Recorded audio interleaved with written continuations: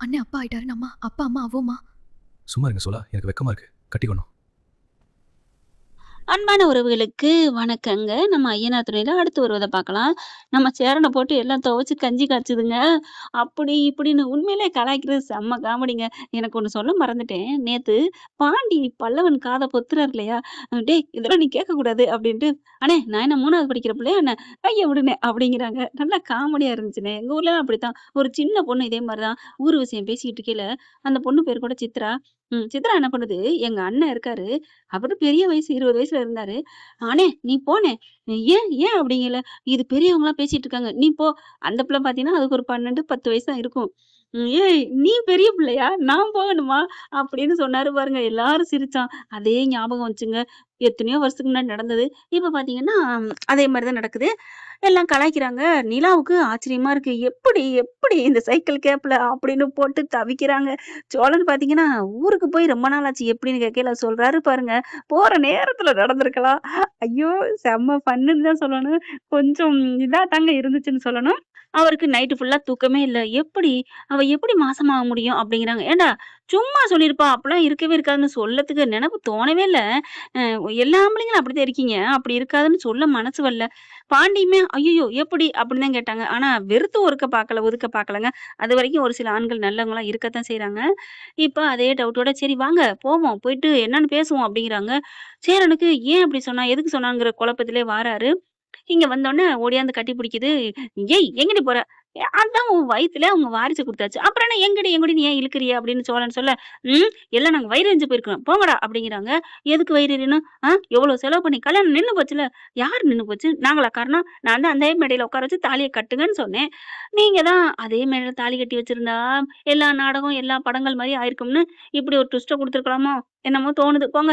இப்ப அவங்க எல்லாம் பேசிட்டு இருக்காங்க காரசாரமா. சந்தா கிட்ட நிலாவும் போறாங்க. 2 பேரும் கட்டிப்பிடிச்சு பேசுறாங்க. "எப்படிங்க? இது எப்படி?" அப்படிங்கிறாங்க. அப்பதான் பார்த்தீங்கன்னா, என்ன எப்படி? அ "இல்ல நீங்க கர்ப்பமா இருக்கீன்னு எப்படி சந்தா? எந்த சைக்கிள் கேப்ல?" அப்படிங்கையில இங்கிட்டு சேரன், சோழன் எல்லாருமே தனியா நிக்கிறாங்க. இவங்க என்ன பண்றாங்க, நம்ம சந்தா அழுதுகிட்டு இருந்தாலும் சிரிக்குது. "ஏன் சிரிக்கிறீங்க? எதுக்கு சிரிக்கிறீங்கன்னு?" பார்த்தா, "அட என்னங்க நிலா, நீங்களும் என்ன புரிஞ்சுகிட்டு அவ்வளோதானா? நான் எப்படி கர்ப்பமாக முடியும்? நான் வந்து எவ்வளோ நாள் ஆச்சு?" அப்படியே கிட்டன்ஸாவே வந்தாலும், "சேரன போயிட்டு இப்படிலாம் தப்பா நீங்க நெனைக்கலாமா? இல்ல என்னையத்தான் நெனைக்கலாமா? அப்ப நீங்க சொன்னீங்க. கல்யாணத்த அப்புறம் எப்படிங்க நிறுத்த முடியும்? நான் அந்த வார்த்தை சொன்னதுனால நின்னுச்சு. வானதி கூட ஊர்ல சொன்னுச்சுல்ல." அப்பதான் பாண்டி, "ஆமால்ல" அப்படின்னு தலையில அடிச்சுக்கிறாரு. ச்சே!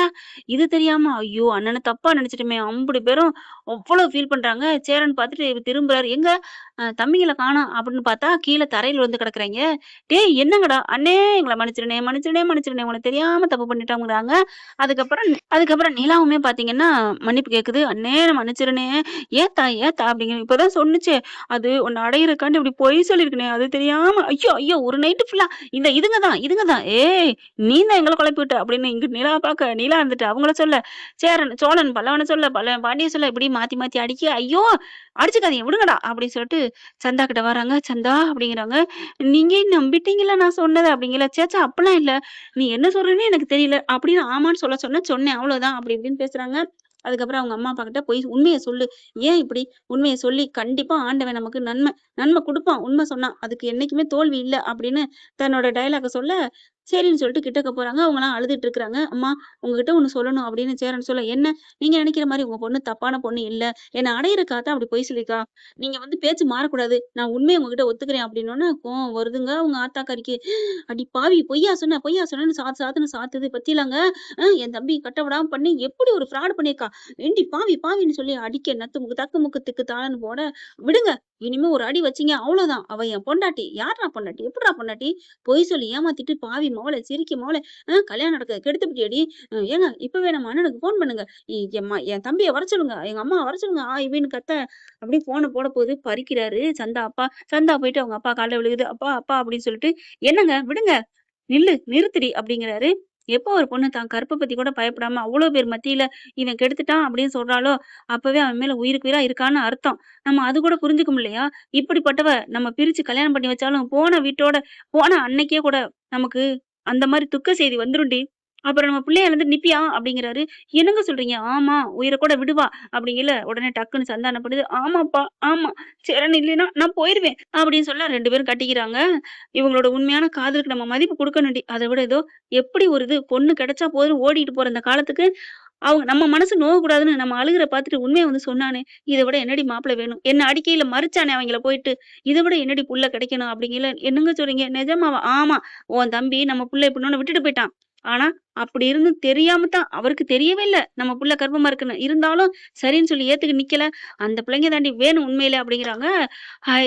நல்லபடியா முடிஞ்சிருச்சு. அண்ணி, அண்ணி, அண்ணின்னு எல்லாரும் கை குடுக்க, இன்னும் கல்யாணம் ஆகல. அதுக்குள்ள அண்ணிங்கிறீங்க? அப்படின்னு அனீஸ் அப்பா, அம்மா கேட்க, ஆனதுக்கு சமம் தானேப்பா. என்னப்பா சாமியே வரம் குடுத்துச்சு. நீ என்ன தள்ளு, தள்ளு, ஒத்து, ஒத்து அப்படின்ட்டு டக்கு, டக்கு புக்குன்னு போயிட்டு ட்ரெஸ்ஸ மாத்த, மாலைய போட, மேடையில உட்கார வைக்க, கெட்டிமேளம், கெட்டிமேளம் அப்படின்னு சொல்றாங்க. நல்லபடியா கல்யாணம் முடியுதுங்க. என்ன ஃப்ரெண்ட் இப்படிலாம் பண்ணா நல்லா தானே இருக்கும். பார்க்கலாம். இந்த பதிவு உங்களுக்கு பிடிச்சிருந்துச்சுன்னா, உங்க பொண்ணான கையால ஒரு லைக்க போட்டு சப்ஸ்கிரைப் பண்ணி ஆதரவு குடுத்துருங்க அன்பு உறவுகளே. Thank you friends.